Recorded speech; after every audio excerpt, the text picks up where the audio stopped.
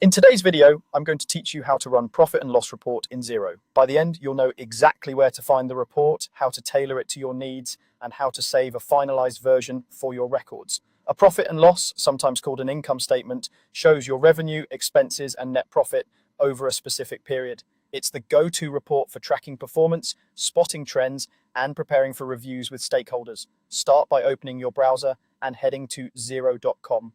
Once you're in your Xero organization, look for the main navigation and select reporting. This is your hub for all financial statements. From there, choose profit and loss.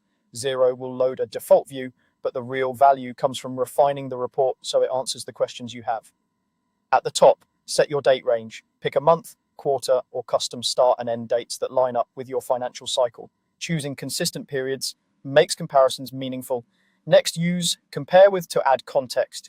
You can compare the current period with the previous period or the same period last year, which is great for spotting seasonality or growth.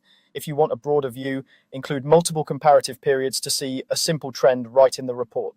If you use tracking categories in Xero, like departments, locations, or projects, use compare tracking categories to break down performance by those dimensions. This is powerful for understanding which teams or initiatives are driving results. Just remember, the insight is only as good as your coding, so ensure your transactions are tagged correctly. Then choose the currency you want to view the report in. If you operate in more than one currency, pick the one that best matches the decision you're making, and keep in mind that exchange rates can influence totals. Once your filters are set, click Update. Xero will refresh the report with your selections.